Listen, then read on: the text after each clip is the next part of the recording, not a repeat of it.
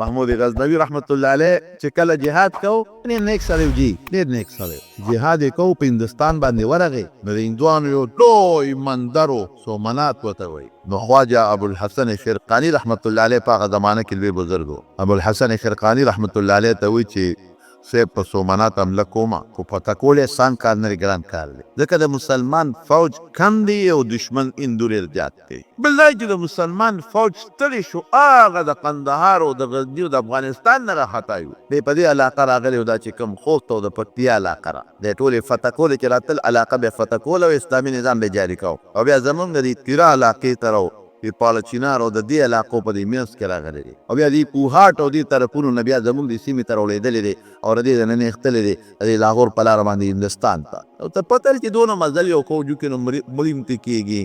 ستړی هم پکې راځي زخمیان هم پکې راځي چې هلته رسېده بیا فوج یې کم و دا لوی مندر دی د هندوانو دا قبضه کوم فوج مې ستړی هم دی او کم هم دی هندي ډېر زیات کوي مهرباني وکړه حضرت دعا راته وکړه د عالمانو نه د نیکانو نه دعاګانې اخلې ښه د دعا کې کمال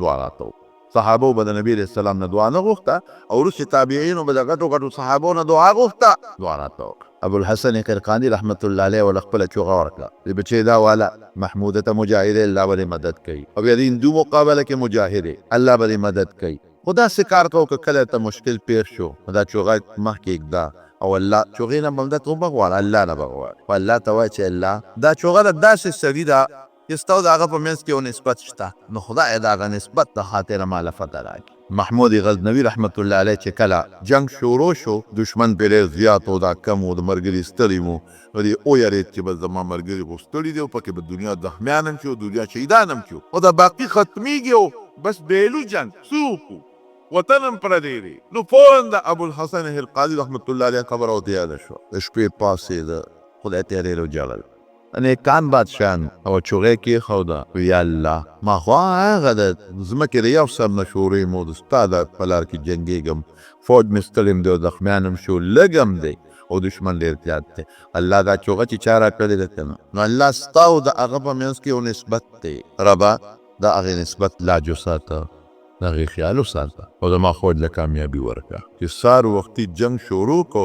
خدای پاک کو جنگ علاوله کو یا خود د دوی فوج کمزوري مسلمان او یا خدای مسلمان له طاقت ورکو او داسې طاقت الله پاک مسلمان له ورکو چې هغه بیلاب د طرف نه خدای ګټې طرف تکل او دشمن هندو وتښتېد او سومنات خدای فتح کړ جنګ ته ودرېده دا مثالونه شته ستا په 1965 کې چې کله هندو په پاکستان حمله وکړه یې مشرانو ته یاده ده خبره د شپې حمله وشوه پیشمني حمله وشوه پیشمني او داسې حمله وشوه چې د هندو مشر څوک و نیرو که څوک و شاستري هغه وی زه به د سهار ناشته په لاور کې کوم خو مضبوطه حمله وکړه چې رښتیا خبرې فوج یې ډېر و طاقت یې ډېر و د مسلمان طاقت کم و د ایوب خان زمانه وه 500 ټیکونه ښه مضبوطه حمله او زمانه د ایوب خان وه او چې رښتیا خبرې ایوب خان هغه تقریر که تاسو اورېد نو حیران بشئ اگر داسې تقریر وکړي چې مسلمانانو جلل او یا आपने किसको ललकारा है आपने मुसलमान कौम को एक गैरतमंद कौम को ललकारा है تاسو څوک چا طرف دعوت د جنگ ورکړی دی څوک تېره اوچت کړي دي مسلمان غیرتي او قوم ته اعلان وکړي نن د هنګامي اعلان کوم او په دشمن ډېره مضبوطه حمله کړې ده ودرېږه د خپل فوج سره شاته په شاته او واقعي چې قوم د فوج شاته ودرېده او ټینکونو ته به سملاستېدل ځان پورې به بیبونه تلل او ټینک ته به سملاستېدل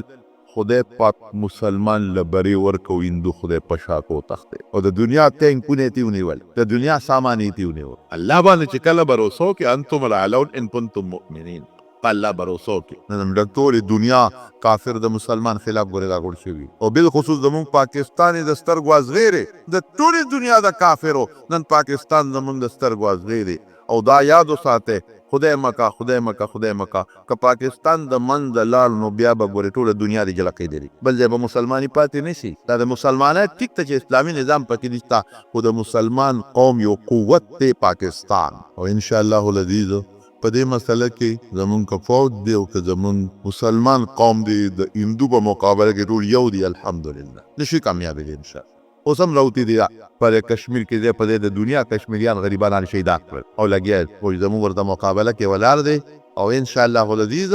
چې خدای پاک با کافر له هندو له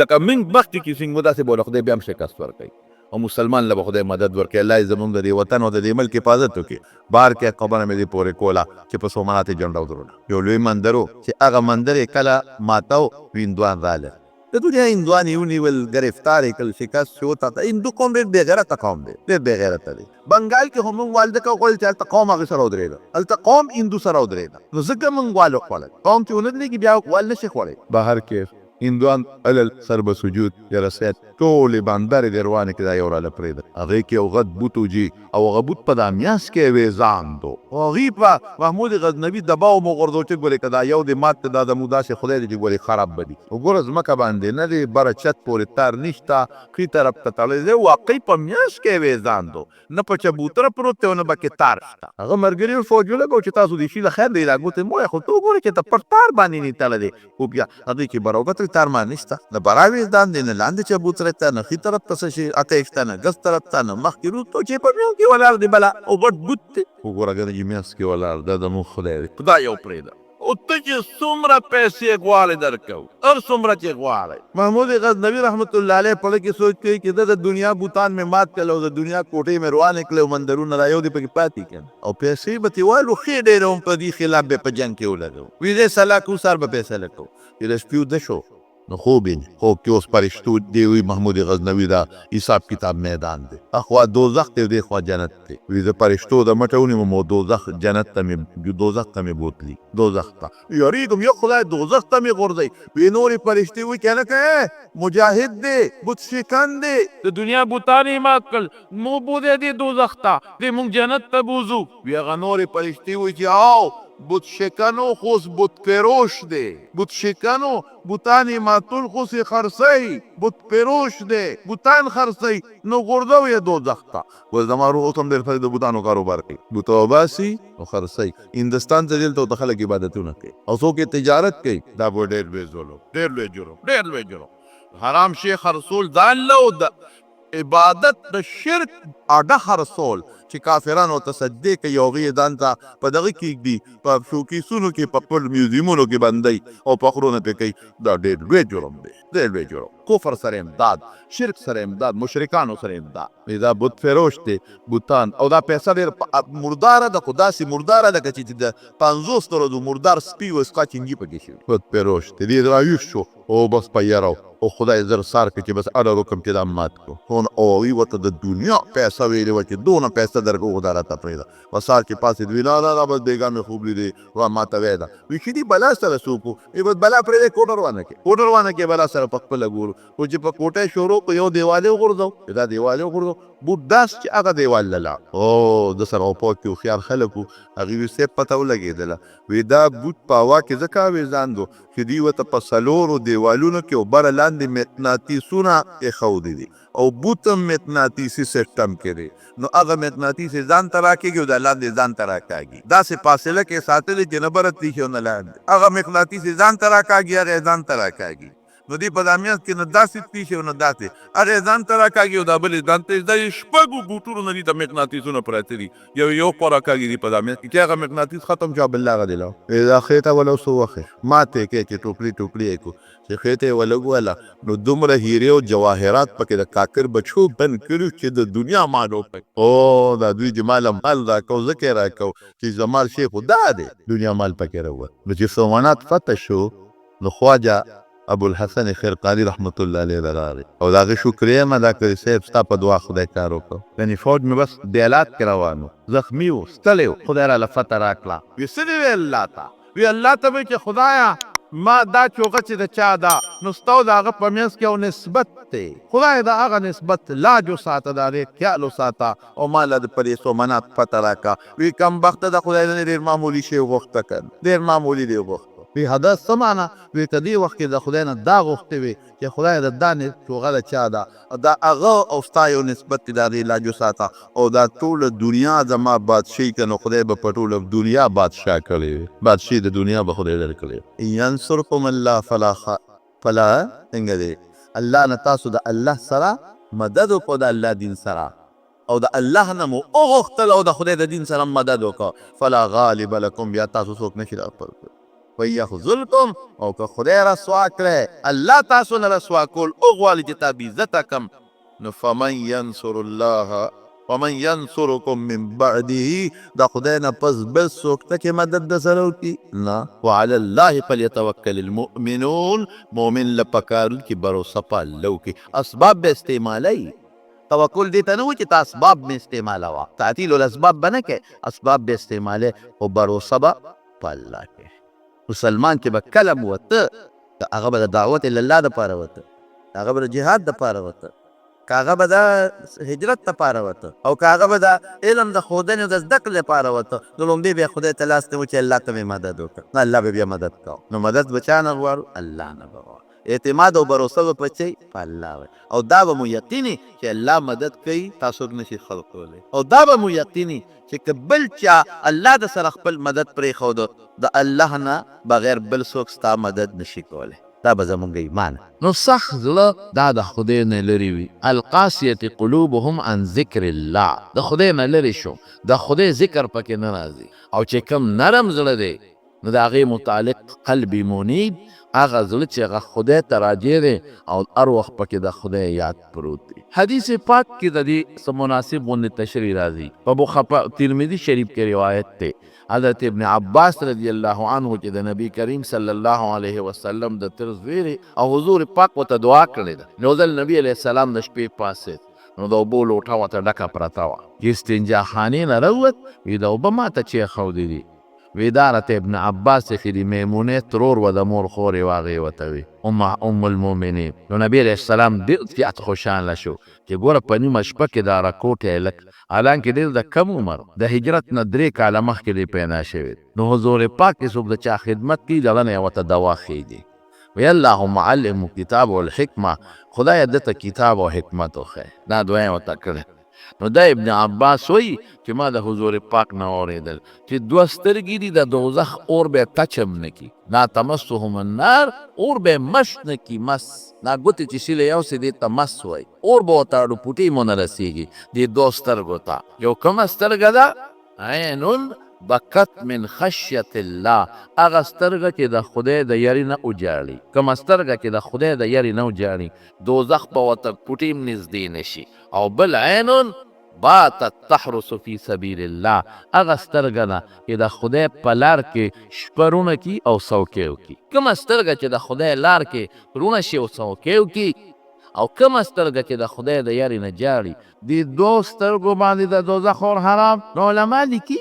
چې ظاهر کې خو د سترګې خبره ده خو د سترګې نه مراد د ذات او انسان مراد دی دا نه چې ډېرې دوزخ کې پروت دی او صرف سترګه د عذاب نه بچي نه د انسان ته مراد شو نو د دغې سترګې خاوند د دوزخ اور نه محفوظ او بچ دی چې کومه سترګه خدای ته جاري او کومه سترګه د خدای په لار کې څوکۍ کوي جواب باندې خدای ډېر خوشحالي صلاح الدین ایوبي رحمت الله علیه په صلیبي جنگ کې د انګریز خلاف ولاړو د انګریزان چې کله د مسلمان خلاف مضبوط سازش شروع کی دی ورته صلیبي جنگ وایي د کوسم د مخکې د امریکې بادشاه اعلان کړو وی دا صلیبي جنگ دی خو زموږ مسلمان خو پرې نه پوهېږي صلیب د هغوی عبادت معبود دی صلیب ته هغوی سجدې لګوي صلیب داسې یو اوږد لرګی داسې وي او په سر د پاسه یو رکوټې لرګي وي وی په دې مونږ عیسی علیه السلام په سولی کړی دی عیسی علیه السلام مونږ په دې اوچت تړلی او بیا م وجلی دی او چې کله عیسی علیه السلام مړ شو نو بیا خدای پاک واپس جمدی کا او دا د خدای زوی دی وی او اوس وی خدای پاک سره د خپل بچی عیسی علیه السلام په عرش باندې ناست دی هغې دا وی او زمون قرآن اعلان کوي چې دا ټول دروغ وای وما قتلوه وما صلبوه ولكن شبه لهم بی وجل نه دی ونی په سولی کړی دی دا خپله په شک او شبهه کې پراته دی نه دی وجل هغې وی نه عیسی علیه السلام ځان قرباني که د ټول امت دپاره بس ټول امت چې هر څومره ګناه کوي خدای به دې تپوس نه کوي وی بس تاسو په د عیسی علیه السلام ځان قرباني کړی عجیبه دا ده چې ګناه یو کوي او قرباني بل ورکوي دا چې تکیدی شي بدعقله خلک نو حضرت عیسی علیه السلام په دغه صلیب نو دوی د هغه صلیب عبادت کوي هغې ته سجدې لګوي او په غاړو کې دلته صلیب اویزان کړي او دا تی چې دا زمونږ خلک اچوي د دې تی بنیاد هم ګورې صلیب دی د دې تی په دې سر کې داسې طریقې سره غوټه ورکړي او لاندې اویزان دی چې صلیب ته جوړېږي خو زمونږ خلک په مقل دی د خپل پیغمبر تهذیب ته نظر نه کوي، هغې له مینه نه ورکوي، او د انګریز تهذیب زموږ د دې خلکو خوښ دی. نو صلیبي جنګ او مقابله کې ورته سلطان صلاح الدین ایوبي ولاړو، او هر ځای به سلطان صلاح الدین ایوبي ګټه. یو ځل جنګ نو دته چا اطلاع ورکړه په جنګ کې دا جاسوس ډېر لوی کار ورکوي. د مسلمان دپاره هم جاسوس ضروري وي، دا ډېر ضروري شی دی جاسوس، چې دی د کافر اطلاع راوړي او د کافر د طاقت نه ځان خبروي او د هغې د نقل و حرکت نه ځان خبروي، او مسلمان فوجي مشر ته وایي چې دا چل کېږي. دا ډېر مضبوط شی دی. دارنګې د مسلمان ملک دپاره هم جاسوس دا ډېر بهتر شی دی، خو چې جاسوس صحیح خبر وړي، ګورې خراب نه. که خراب خبر وړي او چا سره روانه ده او دی غلط شی پیش کوي، نو د قیامت پر ورځ به دې هم د سټ ناویزان دی. بیا صحیح جاسوسي کول، دې سره د ملک حفاظت کېږي، چې د ملک خلاف څوک بغاوت ونه کړي او د ملک خلاف څوک رواني ونه کړي. نو سلطان صلاح الدین ایوبي ته جاسوس اطلاع ورکړه. انګریز هم ډېر زیات په زور و شور کې په مقابله کې، او ورته یې وایي چې انګریز له کومک را روان دی او لوی بحري بیړه ولا را روانه ده، او بحري بیړه کې ډېر لوی فوج او جنګي سازو سامان انګریز له را روان دی. سلطان صلاح الدین ایوبي خدایه زما فوج فاسم کم دی او د انګریز ډېر دی، او که دا بحري بیړه ولا راورسېده نو دې سره به څه کومه؟ هغې سره خو به ډېر لوی سازو ساماني او آلات او جنګ د حرب سامان به یې ورسره، خدای دا به څه کېږي؟ نو دا ډېر نیک بادشاه، ډېر نیک بادشاه. اوس هم ورته خلک دعاګانې کوي، او اوس هم چې څوک د انګریز مقابله کې کلک یو بادشاه ولاړي، نو خلک وي دا سلطان صلاح الدین ایوبي دی. نو دې ټوله شپه خدای ته په ژړا شو. ګوره چې د ناپوره شي نو خدای ته به ژاړي، خدای ته یې ژړل، یا خدایه زما دا لښکر خو صرف ستا د رضا دپاره جنګېږي، الله زما لښکر مسلمان دی مقابل کې کافر دی، او د ما د لښکر مقصد څه دی؟ چې بیت المقدس ته د کافرو نه آزاد شي. بیت المقدس د کافرانو نیولی دی، نو خدای زما خدا مقصد دی، او دا خو خدای زما فوج کم دی او د دشمن فوج زیات دی، او خدای نور کومک بیړه ولا را روانه ده مضبوطه، ای خدای دا به څه کېږي؟ ټوله شپه خدای ته وژړل. سهار خلک راووتل، دی د جومات نه راووت. چې د جومات نه راووته په یو سړي نظر ولګېد د جومات مخې ته، او خلکو هغه سړي ته ډېر اوټ بیت کول او ډېر ښکته پورته، او خلکو یې ډېر قدر کو. یو ډېر نیک او بزرګ عالم و. د تپوس وکړه دا څوک دی؟ وی صاحب د هغه پلانکي بزرګ دی، نیک سړی دی، ده نه خو خلک دعاګانې غواړي. د نیکانو پسې خلک دي چې مونږ ته دعا وکړه، ده نه خو خلک دعاګانې غواړي، او ده سره خلک غاړې ملاوي او خلک یې قدر کوي. صاحب که تم دوا غواړي د ده نه غواړه. سلطان صلاح الدین ایوبي خو نیک سړی ته تکړه بادشاه او دیني اسلامي مزاج بادشاه، او بیت المقدس دا دی. نو هغه یو دوه قدم ور مخکې شو، او دغې بزرګ مولانا صاحب ته لاسونه په لاسو کې کېښودل، وی حضرت ماته هم دوا وکړه. ولې؟ ځکه زما لښکر د مسلمان لښکر دی، او زما لښکر د بیت المقدس د ازادۍ دپاره جنګیږي، او مقابله کې دشمن عیسایان صلیبیان دي، او دا مې اورېدلی دي چې زما لښکر اسم کمزورې، د لښکر د دشمن مضبوط دی، خو دا مې اورېدلی دي جاسوس اطلاع را کړې ده چې د دشمن لښکر لا یو مضبوطه بیړه د عیسایانو را روانه ده، د دې طاقت خو زه نشم لرلی. دوا وکړه بزرګ ورته چې لاس میله وکړو، وی ایوبي مه جاړه، وی بېګا ستا اوښکو هغه بیړه غرقه کړې ده، بېګا ستا اوښکو هغه بیړه غرقه کړې ده، بیړې نه مه یېروئ. دقسې خدای ته جاړه لږ غوندې، یوازې په لښکر اعتماد مه کوه، خدای ته جاړه، د دشمن دا نوره بیړه به هم خدای غرقه کړي. واقعي ایوبي صاحب ته اطلاع فوراً راورسېدله.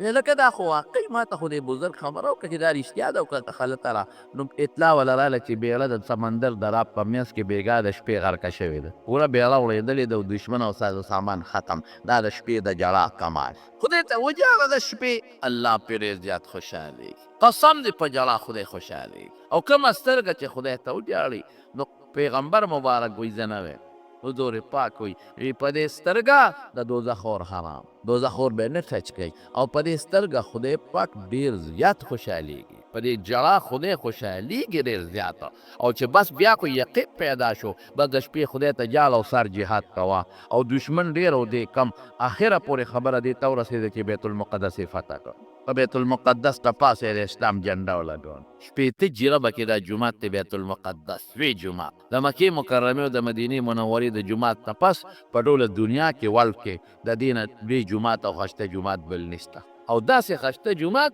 چې کم ټیلونه یې پکې لګولي دي نو په هغې کې د سلطان صلاح الدین ایوبي تصویر هم ښکاري خو په داسې طریقه مخ په مخ نه ښکاري چې لږ پترس ورته ګورې درته به ښکاري او چې کوم منبر یې جوړ کړی محراب دا چې خلک پکې منځ کوي دا محراب د یوې تنې نه جوړ دی د یو کجوري د تنې نه او په دې تنه کې پیوند او ټانکه نشته خدای خبر چې څنګه ونې والا را پیدا کړی لیکن اوس بیا هغه جومات د مسلمان د لاس نه وتی دی او د اسرائیلو د یهودیانو په قبضه کې او په دا منځ کې ورته دیوال والی دی نیمه د یهودیانو عبادت خانه ده او نیمې مسلمان ته پرېښې دی او په دروازه د جومات یهودیان ولاړ دي که د هغوی کوم سړی خوښ وي نو جومات ته یې پرېږدي او چې څوک یې نی خوښ نو نه پرېږدي د جومات څوکیدار یهودي دی هم نیم جومات نیم یې په خپله قبضه کې اخیستی دی دا ولې دا ایوبي جړلي و نو خدای والا بیت المقدس ورکړه او لاړ ولې ځکه زمونږ خلک کې جړا نشته زمونږ خلکو کې خندا ده او ډول او ناچ او سرود دی پکې او ګډا او ډمتوب دی پکې ګډا او ډمتوب چې راغی او خوشحالي راله بس د خدای مدد پورته شو د خدای کرم پورته شو او چې جلا راله نو د خدای مدد به راځي ډول توپ سره خندا ده او د خدای یارې سره جلا ده نو چې جلا راځي خدای خوشحالېږي او چې ډول سورلی دا سخت خله والا دی دی د خدای نه نه یریږي د دله کې سختي پرته ده دی دا سوچ نه کوي چې په دې ډول سورنا او په دې ګما او دا چې زه ګډېږم او دا ناچ کوم او دا سرود کوم او دا خوشحالي کوم په دې زما رب خفه کېږي وی رب دې خفه شي خو چې زه خوشحاله شم رب دې خفه شي خو چې زما ښځه خوشحاله شي رب دې خفه شي خو چې زما بچي خوشحاله شي پشي خو چې زما خادي په ډول شي رب دې خفه شي خو چې زما خادي پټنګ او پټکور شي نو خدای خو دې څوک د مټه نه نیسي ټیک شوه پټنګ ټکورې وکړه په ګډۍ وکړه په خوشحالۍ وکړه لیکن وروسته ورځې د خدای په لاس کې وي داسې غمونه پرې راولي چې بیا وله چل نه ورځي نو سترګې خدای ته وجاړه لکې سختي مه پیدا کوه لکې ذکر وکړه الله یاد کا لا اله الا الله ووایه درود شریف ووایه لږ خدای ته وجاړه چې خدای ته دې وجړل ته ګوره مسله حل کېږي که نه حل کېږي جلا کې څه چېري هلکه چې څوک ماشوم پلار ته جاړي نو دا ماشوم د پلار نه یریږي ځکه جاړي دا ماشوم ځان کمزوري ګڼي چې دا پلار مې وي ځان ته نشم خلاصولی او دا پلار طاقتمند ګڼي او چې څوک چاته نه چې څوک د چا ځان برابر ګڼي ورته جاړي نه یو بدماش چاته هم بل بدماش ته جړا نه ده کړې چې څوک جاړي مړه وي دا سټیزن دی دا څه کمزوری دی نو چې ته خدای ته جاړې نو ته وایې زه خدای کمزور یم ځکه درته جاړم او خدای دې طاقتمن وګڼه چې خدای ته د ډېر لوی طاقت خاوند دی درنه یېرېږم که نه خدای زما ذات زما سټوکې دقه ځای کښېنه ټولو خلکو له تکلیف میلاوېږي ته ځای کښېنه ته ځای کښېنه دقه ځای کښېنه د اوږو باندې وړېدل ګناه دقه ځای کښېنه حاصل ما ته متوجه شي نو حاصل د مسئلې څه شو چې کم وخت کې تا خدای ته وجړل ځان دې کمزوری وګڼه او خدای دې لوی وګڼه او په لږ کې دې د خدای یاره راوسته چې خدای د ډېر لوی طاقت خاوند دی او دا دې ومنله چې هر وخت ما الله رانیسي رانیویمې شي ځکه خو ورته جاړې نو څومره لوی عبادت شو ځان عاجزه ګڼل یو عبادت الله لوی ګڼل بل عبادت الله د لوی طاقت خاوند ګڼل بل عبادت او دا عقیده کې خدای مې هر وخت رانیوي شي دا بل عبادت او ځان د خدای محتاجه ګڼل دا بل عبادت په دې خدای ډېر زیات خوشحاله پلار چې د زوی نه خفی او زوی وله جرګي جیږي نو پلار نه رضا کېږي ما نه بعضې وخت خلک تپوس کوي هلکه ګورې د پلار مور خیال ساتئ ښه مور مه خفه کوئ او پلار مه خفه کوئ په دې خدای خفه کېږي مور او پلار خوشحاله ساتئ نو بعضې وخت مونږ له خلک راشي پلار رانه خفه دی مور خفه ده مونږ سره په جرګه لاړ شه نو زه ورته یم نه په مور پلار به جرګه نه کې که په جرګه پې کې نو خفه کېږي نورم لی نورم سختېږي ها نو څه چل وکړم ویم دا خو د دې 2 منټه پوټینۍ علاج دی لاړ شه او دې پلار ته په دې غېږه کې سر کېږده او وجاړه او دې مور ته ورشه او ورته رغاله وځه او لږ ورته وجاړه ته ګوره چې زړه یې موم کېږي او که نه موم کېږي هر څه ختم چې مخکې ورځو کې مې یو ملګری راغلی و وي پلار رانه خفه دی ته راسره په جرګه لاړ شه ما ورته وی نه جرګې به په پلار نه کې نو یا خو خفه دی که نه چې څوک ورځي وي نه یې بخم چې څوک ورځي نه یې بخم نو ته راته چا خولې ستا خبره مني ما وی زه راته چل ښیم که نه ته وشه پلار له او ورته لږ غوندې ورته رغاله وځه او ورته وچاړه مسله سمېږي که نه مسلېږي چې څنګه ورغی او پلار ته ورنږدې شو هغه پلار چې وی جرګه نه منم هغه پلار چې نه ماف کوم هغه پلار چې مې نه دی بخلی هغه پلار چې خدای ته مې راکاږم قیامت پر ورځ دومره سخت له والا پلار خو چې دې څنګه ورغی او په اوږه مې ورته سر کېښود او ومې جړل وي ځان ته یې رانږدې کړم او ما ته یې مو جړل چې بچې څنګه یې زویه ښې رضا شو. نو په جلا پلار خوشحالېږي خدای به نه خوشحال، په جلا مور راضي کېږي خدای به نه خوشحالېږي. دشمن دې ستا ټوپک در پسې ګرځئ او چې ته ورشې کور ته ودرې وجلل چې ما معاف کا، هغه ظالم دشمن دې ماخ کوي. او چې خدای خوله د کاڼي په شانتي هغه نه نرمېږي بیا، او د کاڼي لړنه دې خدای پاک ترتي، نو په جلا خدای ډېر خوشحالېږي. مونږ به څه یو؟ رسول الله صلی الله علیه وسلم. الله اکبر. رسول الله صلی الله علیه وسلم. بی بی عایشه صدیقه فرمایي وی ټوله شپه به خدای ته ژړل او بدرې ژړل او دومره اوږد مونځ به یې کو، اوږد قیام. ولجوفه عزیز عزیز المرجل، دې سینې به یې داسې غرار کو لکه کټوی چې غرار کوي، داسې به خدای ته ژړل. نو حضور پاک جاړي، حضرت ابوبکر جاړي، حضرت عمر جاړي، حضرت عثمان جاړي. عثمان صاحب به دومره ژړل بالخصوص د قبر خوا کې چې به کېناست چې ږیره به یې د اوښکو نه لمده شوه. پیغمبران جاړي، حضرت شعیب علیه السلام خدای ته ژړل. الله ورته وایي شعیب لم تبکي، ولې ژاړې ماته؟ ته چې دا ټوله شپه ژاړې دا ولې ژاړې؟ دا ژړا یې د څه د وجې نه؟ اشوقا الی لقای، اشوقا الی الجنت، جنت ته دې شوق ته ژاړې ورپسې. خلک چې کوم شي خوښ هغې پسې ژاړي. ام هربا من النار، او که اور نه تښتې هغې نه تنګې، اور نه تنګې ژاړې دوزخ نه، او که جنت ته خوښ دی هغې پسې ژاړې. یوتی الله الله کل ذلک، دا دواړه نه دي، نه د جنت نه په یره د جنت په شوق کې ژاړم، نه د دوزخ په تیښته ژاړم. الله پاک څه خبر دی، خو دا بعضې خبرې ښکاره کوي. نو بیا ولې ژاړې؟ الله اکبر. وی ابکي یا رب شوقا الی لقائک، خدای ستا ملاقات پسې ژاړم، ستا ملاقات ته شوق کې ما شوق ما په دې ژاړم، ستا ملاقات ته په شوق کې. چې دی ورته وي الله ورته څه وایي؟ هنیئا لک یا شعیب لقایي، شعیبه زما ملاقات ته مبارک شه، زما ملاقات پسې چې ژاړې زما ملاقات ته مبارک شه. دومره خدای په ژړا خوشحالي. نو پیغمبران ژاړي، حضور پاک مبارک ژاړي، صحابه جاړي، امون نه جاړي. مونږ کې ژړا نشته. زموږ زړه سخت دی، سخت زړه د خدای نیک وخت. نبی علیه السلام فرمایي وی د خدای نه لرې زړه کم یو دی؟ القلب القاسي، هغه زړه چې سخت دی ژړا پکې نه، دا د خدای نه ډېر زیات لرې دی. او خدای ته نږدې کوم زړه دی؟ هغه زړه چې دی د مومو په شان نرمي او په لږه خبره ژړا ولور وي.